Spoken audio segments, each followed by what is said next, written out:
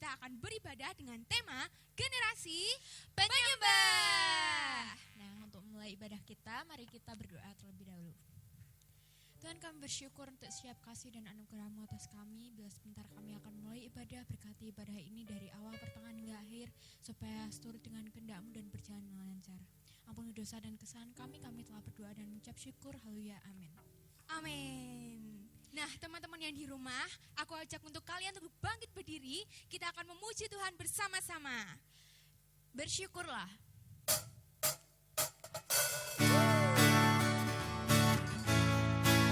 Mari kita angkat tangan kita untuk memuji Tuhan. Kaki kita tundukkan untuk Dia.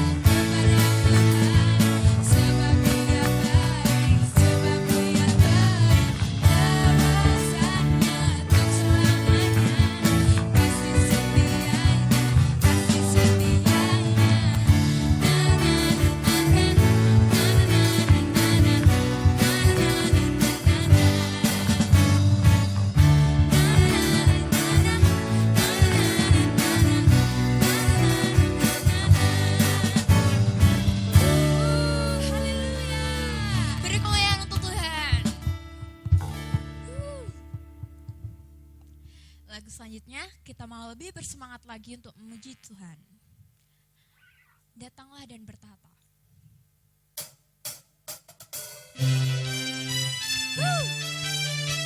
Kita mau lebih lagi menyembah, kita mau lagi melompat untuk Dia. Mari kita bersorak untuk Tuhan.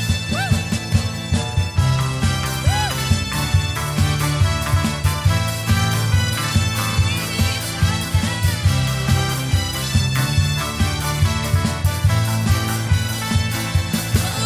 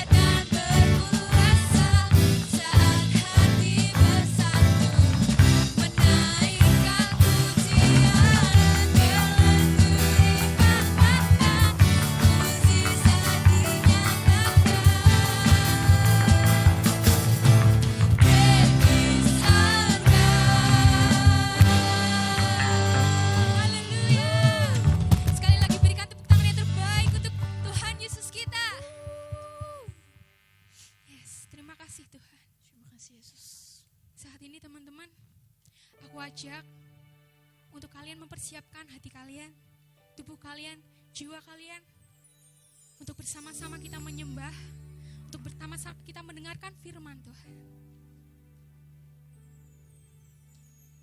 Terima kasih Tuhan, terima kasih Yesus. Terima kasih Yesus. Kami bersyukur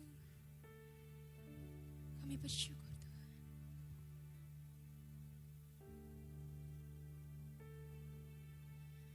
Roh-Mu yang hidup penuhiku, mengalir dalamku.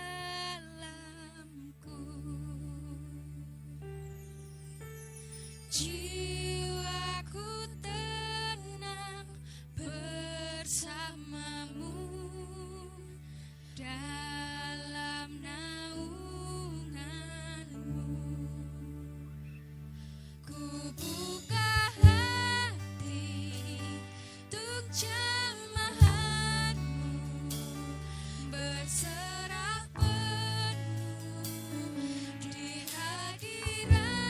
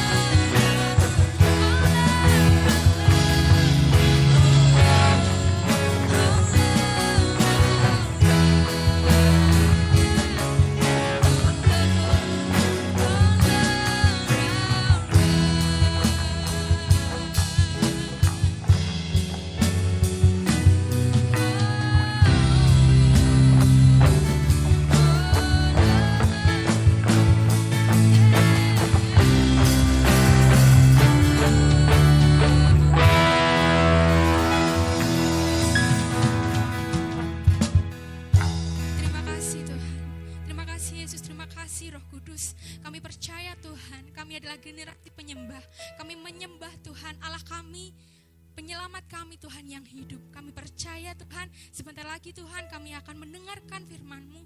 Engkau berkati Tuhan hamba kami yang akan menyampaikan sedikit dari firman-Mu. Tuhan berkati, Tuhan urapi Tuhan. Kami percaya, kami menerima apa yang Engkau mau dalam hidup kami. Terima kasih Yesus, terima kasih. Hanya di dalam nama Tuhan kami Yesus Kristus, kami sudah berdoa dan mengucap syukur. Yang percaya katakan amin.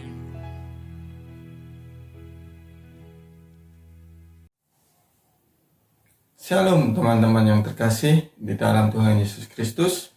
Perkenalan singkat dari saya lebih dulu. Nama saya Yosua. Saya sedang menempuh pendidikan di Sekolah Tinggi Teologi AKP Indonesia, Misi Internasional. Terima kasih untuk kesempatan yang diberikan bisa melayani di acara ini. Pada kesempatan ini kita akan belajar firman Tuhan dengan tema generasi penyembah atau generasi yang menyembah.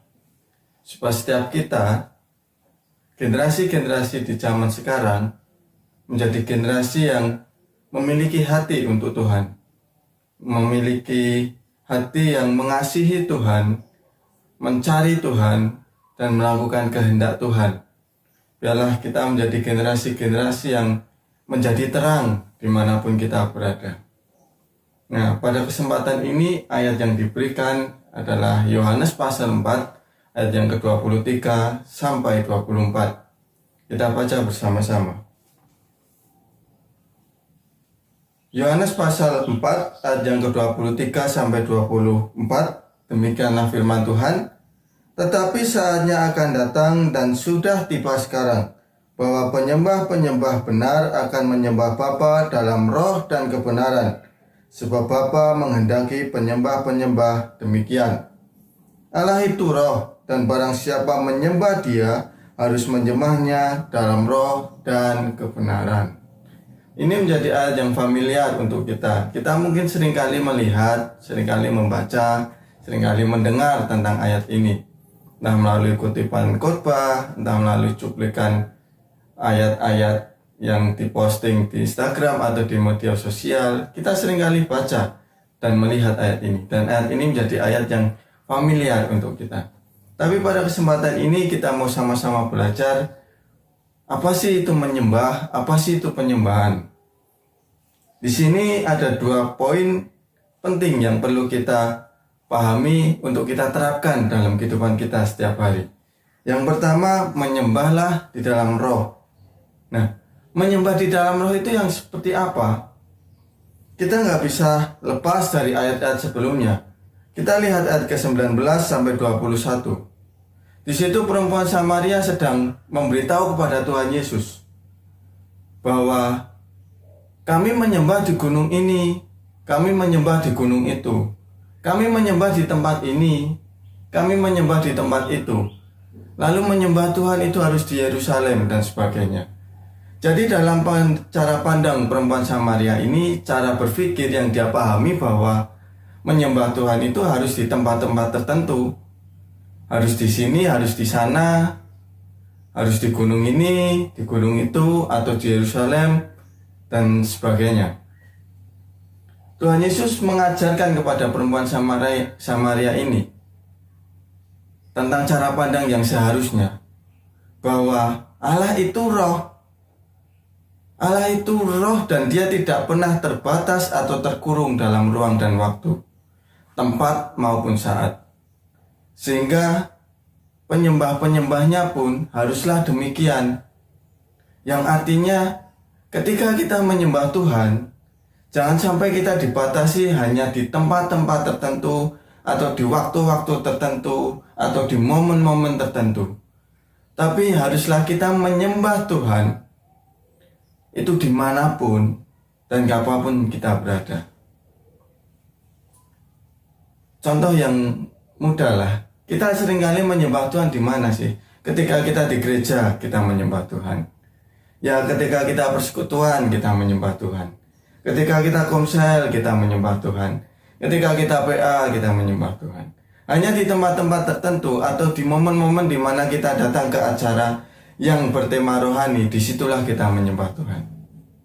Tapi setelah pulang, setelah selesai acara, kita nggak lagi lakukan itu.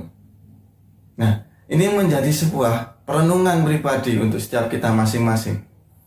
Allah menghendaki kita menjadi penyembah-penyembah yang menyembahnya dimanapun dan kapanpun kita berada.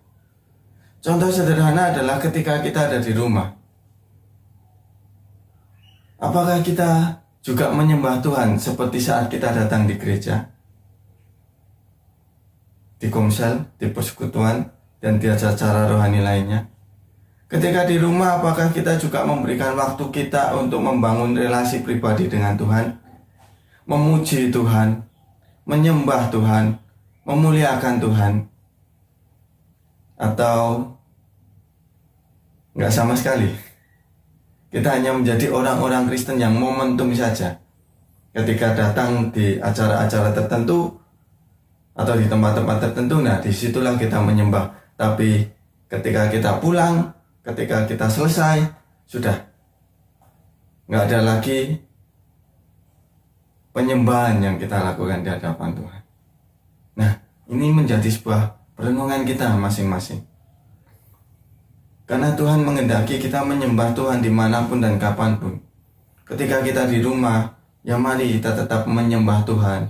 Memberikan waktu kita, mungkin 1 jam 2 jam dalam sehari, untuk kita tetap datang pada Tuhan, menyembah, memuji Tuhan.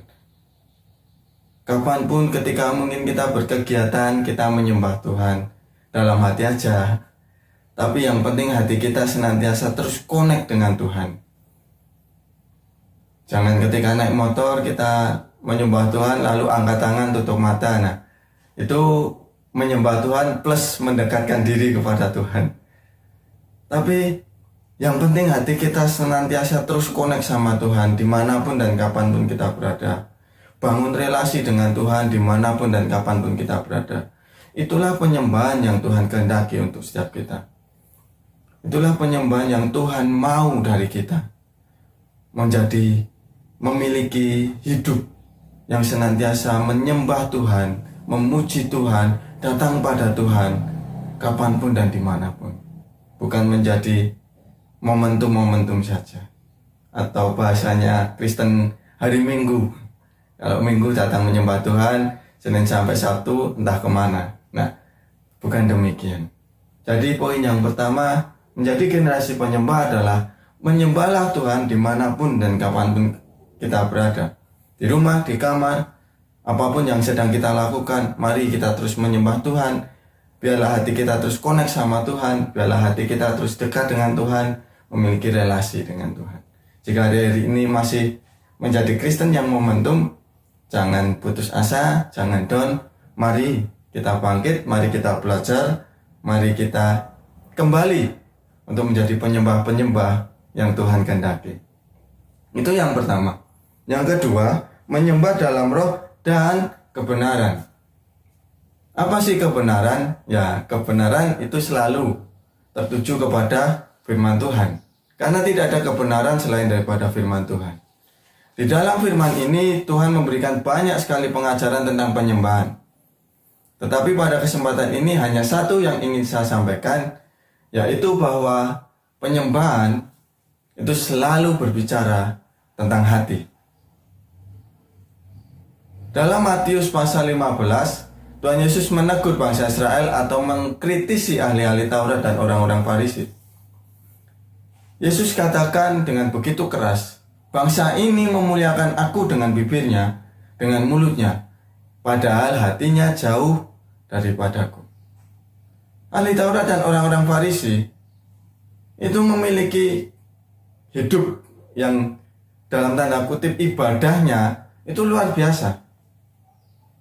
Kegiatannya, jadwalnya, tata caranya itu luar biasa.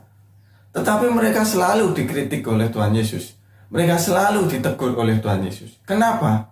Karena mereka hanya beribadah secara jasmani, secara badani, tapi tidak pernah pakai hati. Teman-teman semua, kita mungkin bisa ke gereja tanpa punya hati. Kita mungkin bisa datang ke acara-acara ibadah tanpa punya hati. Bahkan, sorry to say, kita bisa melayani Tuhan. Saya secara pribadi dalam 1 bulan mungkin bisa melayani ke sana kemari, karena mendapat jadwal untuk melayani di beberapa gereja dalam tiap minggu.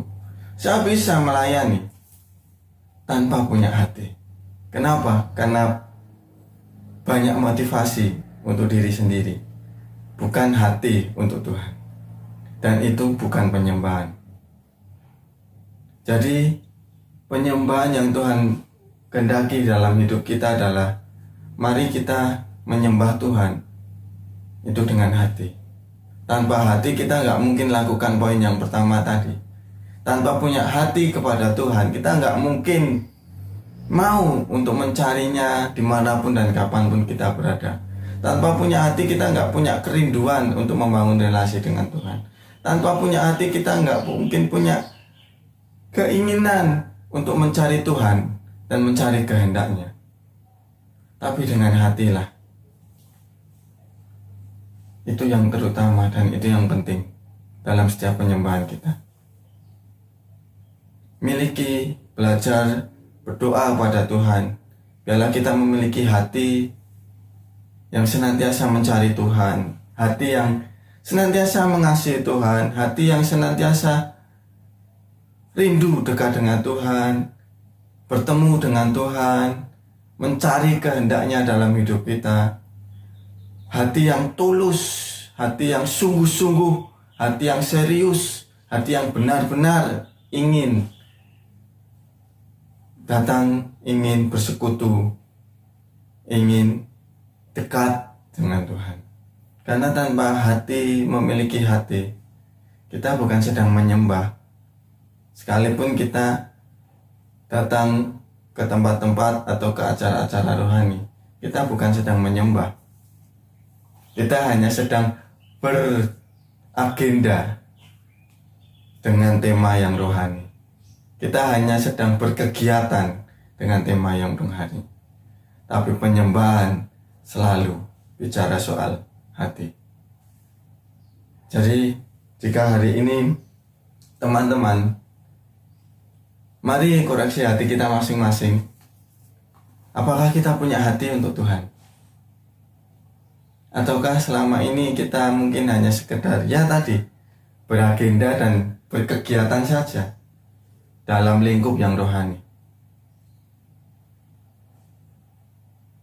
Itu menjadi perenungan masing-masing, termasuk saya secara pribadi.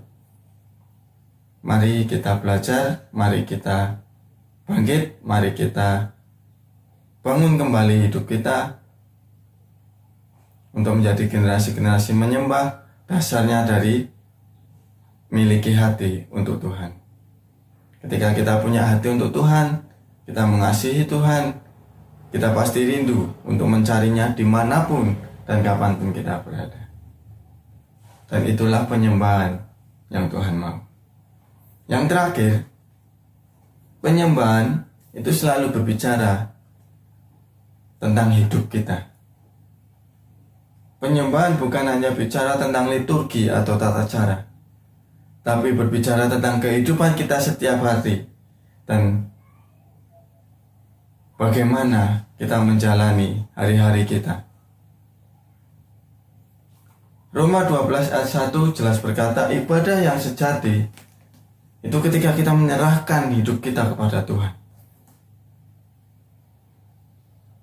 Penyembahan yang sejati pun sama, selalu berbicara tentang bagaimana kita memberikan hidup kita, bagaimana kita menjalani hidup kita, bagaimana kita melakukan segala sesuatu dalam kehidupan kita setiap hari demi hari.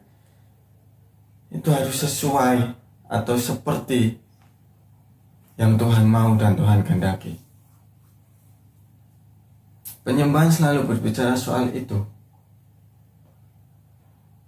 Bagaimana hidup kita setiap hari? Bagaimana kehidupan kita dalam rumah, dalam bersosialisasi, mungkin dalam berkawan, dan sebagainya. Itu menjadi penyembahan kita kepada Tuhan. Jadi, worship is lifestyle atau penyembahan itu adalah gaya hidup. Bagaimana kehidupan kita?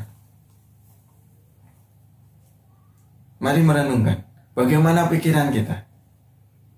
Apakah pikiran kita isi selalu dengan hal-hal yang benar, hal-hal yang baik, hal yang positif?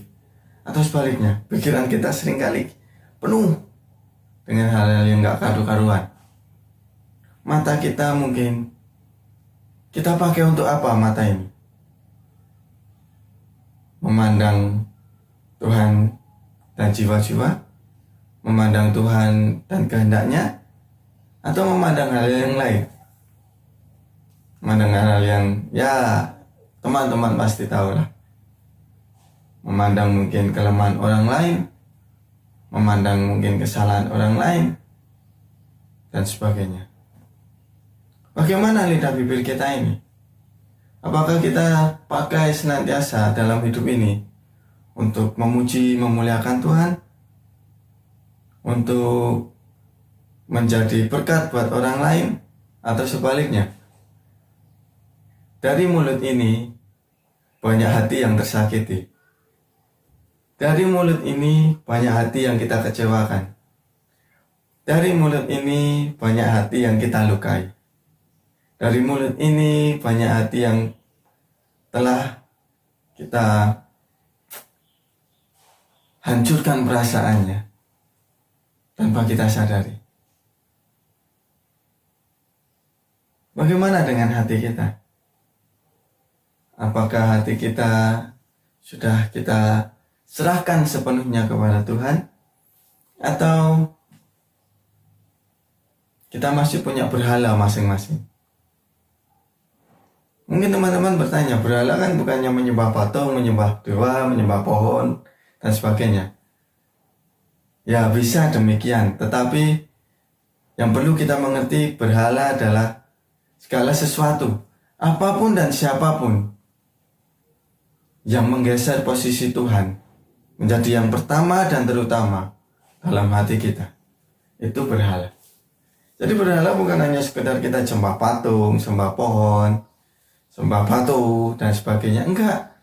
Tapi ketika kita punya hal yang lain selain Tuhan, yang membuat kita mengutamakannya daripada Tuhan, kita sedang menyembah berhala. Kita sedang terjerat dengan berhala. Contoh, handphone kita.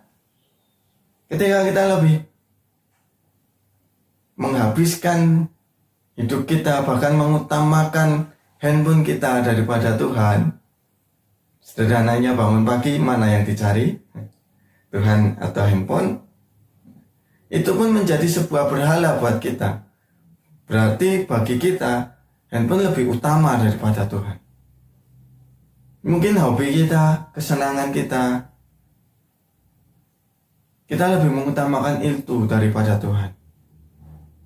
Atau mungkin yang punya pacar, punya pasangan, ketika kita mengasihi pasangan kita bahkan lebih dari kita mengasihi Tuhan, hati-hati, pasangan kita telah menjadi berhala dalam hidup kita.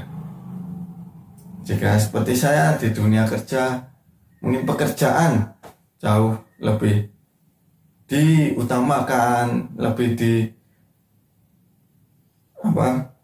mendapatkan tempat yang terutama dan pertama daripada Tuhan. Sejatinya pekerjaan saya pun menjadi berhala dalam hidup saya.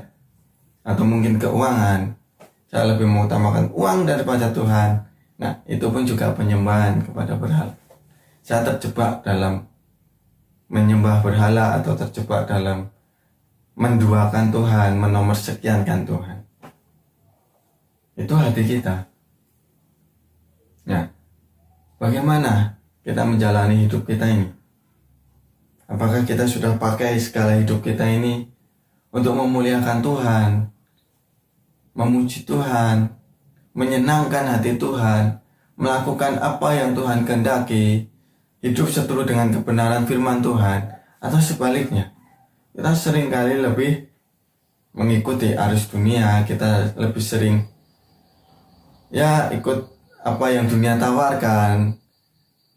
Kita lebih sering menomorssekiankan Tuhan, perkataan kita lebih sering menyakiti hati orang, pikiran kita lebih sering memikirkan hal-hal yang gak benar, mata kita lebih sering memandang hal-hal yang gak benar, itu menjadi perenungan kita. Jikalaupun itu yang terjadi sekarang, jangan putus asa teman-teman. Mari bangun, mari bangkit. Selama masih ada hari ini, berarti Tuhan masih berikan kita kesempatan untuk kita berubah. Hal ini secara pribadi juga menegur, mengoreksi, membimbing saya secara pribadi juga. Hal ini saya terima ketika 2 tahun yang lalu saya melayani di sebuah KKR. Mungkin nggak banyak yang datang, mungkin puluhan pemuda-pemudi juga, dengan tema yang hampir sama. Dan ketika mau firman, ada satu lagu yang membuat saya merenungkan secara pribadi. Lagu itu bertema hidupku adalah penyembahan. Itu jujur secara pribadi mengajarkan saya bahwa penyembahan itu bukan sekedar liturgi. Penyembahan itu bukan sekedar kegiatan atau acara, tapi penyembahan itu selalu berbicara tentang hidup kita seutuhnya. Hidup kita ini kita berikan sepenuhnya pada Tuhan. Masa muda kita berikan untuk Tuhan. Segala yang ada dalam hidup kita ini kita persembahkan untuk Tuhan. Itulah penyembahan. Penyembahan yang sejati, yang Tuhan rindukan dari kita anak-anaknya. Mari kita belajar, mari kita merenungkan diri, mari kita mengkoreksi diri kita masing-masing. Bagaimana hidup kita? Biarlah kita menjadi generasi-generasi penyembah yang senantiasa mencari Tuhan dimanapun dan kapanpun kita berada. Biarlah kita juga menjadi generasi-generasi penyembah yang punya hati untuk Tuhan. Kita menjadi generasi-generasi yang menyembah dengan hidup kita. Kita serahkan kepada Tuhan. Hidup kita biarlah menjadi hidup yang senantiasa menyenangkan hati Tuhan, berjalan dalam kebenaran-kebenaran firman Tuhan. Ya, itu firman Tuhan pada kesempatan ini biarlah menguatkan setiap kita pribadi. Saya akan tutup dengan kesaksian saya pribadi bahwa saya bertobat 2014, jadi belum lama, baru 7 tahun lah. Ini memasuki 7 tahun. 2014 ketika lulus SMA, disitulah Tuhan menangkap hidup saya.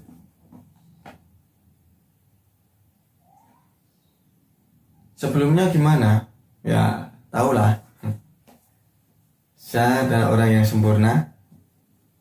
sempurna dalam berbuat dosa. Jadi semua sudah saya lakukan. Dari apa ya? Ya, minuman keras yang murah sampai yang mahal, obat-obatan terlarang dari yang murah sampai yang mahal, perjudian dari yang ya kecil-kecilan sampai yang besar, mungkin beberapa tindakan kriminal dan yang lain seperti mencuri, merampok dan sebagainya. Ya itu pernah lah. Tawuran, bahkan tanpa sengaja pun menghilangkan nyawa seseorang pun pernah dilakukan. Yang enggak cuma satu, yaitu okultisme atau ilmu-ilmu gelap. Kenapa? Bukan karena takut Tuhan, tapi karena takut matinya susah. Itu aja yang enggak saya lakukan. Tetapi untuk yang lain, semua saya perbuat. Terlalu banyak untuk disampaikan, tapi tahulah apa yang saya sampaikan. Sampai 2014 Tuhan menangkap hidup saya. Tapi apakah langsung berubah? Enggak juga. Selalu jatuh, selalu mengulang kembali, selalu kembali ke kehidupan yang lama, apalagi bertobat baru, seringkali masih tergoda untuk kumpul sama teman-teman lama dan sebagainya. Tapi satu hal ketika itu kakak Rohanisa katakan bahwa jangan menyerah, selalu libatkan Tuhan dalam hidup ini. Selama Tuhan masih berikanmu kesempatan, selama masih Tuhan berikanmu hari ini, berarti Tuhan masih memberikanmu kesempatan untuk engkau berubah. Itu menjadi sesuatu yang saya pegang sampai sekarang. Saya sadar bahwa seringkali saya juga jatuh. Tetapi hal itu nggak membuat saya putus asa, tapi membuat saya semakin lebih lagi ingin dekat dengan Tuhan, karena saya sadar bahwa tanpa Tuhan saya nggak akan bisa. Dan selama masih ada hari ini, Tuhan berarti masih berikan kesempatan saya untuk berubah. So, saya belajar untuk itu. Saya belajar untuk tinggalkan apa yang salah. Saya belajar untuk tinggalkan apa yang nggak berkenan di hadapan Tuhan. Butuh proses berbulan-bulan, butuh proses bertahun-tahun, butuh perjuangan yang ekstra. Tetapi bersama Tuhan akhirnya semua dapat dijalani, semua dapat dilalui. Sekalipun ya mungkin sekarang masih ada beberapa yang seringkali jatuh bangun, tetapi terus belajar untuk tinggalkan itu. Nah, untuk teman-teman semua yang hari ini mungkin wah aku belum cari Tuhan dimanapun dan kapanpun, atau aku masih menjadi orang Kristen yang momentum saja, jangan putus asa. Mari belajar untuk datang pada Tuhan dimanapun dan kapanpun kita berada, menyembah Tuhan dimanapun dan kapanpun kita berada, di rumah, di kamar, terus dan kita berkegiatan, biarlah kita terus menyembah Tuhan. Kita belajar untuk lakukan itu.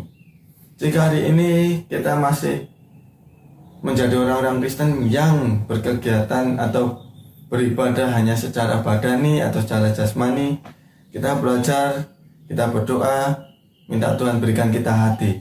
Sehingga kita beribadah dengan kesungguhan hati.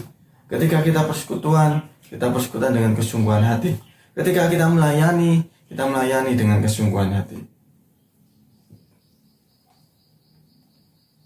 Jika hari ini teman-teman masih seringkali jatuh bangun dalam hal yang salah, entah itu pikiran, mata, perkataan, hati, dan yang lain, jangan putus asa. Seperti apa yang saya alami, teman-teman pun dapat mengalami. Mari datang pada Tuhan, berdoa, minta Tuhan kekuatan, minta Tuhan mampukan untuk kita tinggalkan step by step apa yang salah, apa yang gak berkenan di hadapannya, apa yang kurang. Biarlah hidup kita menjadi hidup yang menyenangkan hati Tuhan dan sesuai dengan kebenaran firman Tuhan. Itulah penyembahan yang sejati, dan itulah yang perlu kita aplikasikan dalam hidup kita setiap hari untuk kita menjadi untuk kita menjadi generasi-generasi yang menyembah, generasi-generasi penyembah Tuhan di zaman sekarang. Tantangan selalu ada, godaan selalu datang. Tapi biarlah kita kuat, biarlah kita terus berpegang hanya pada Tuhan, berjalan bersama Tuhan, berikan masa muda kita untuk Tuhan. Biarlah Tuhan yang pegang kendali atas kehidupan kita seutuhnya. Demikian firman Tuhan, kiranya memberkati untuk setiap kita. Tuhan Yesus memberkati.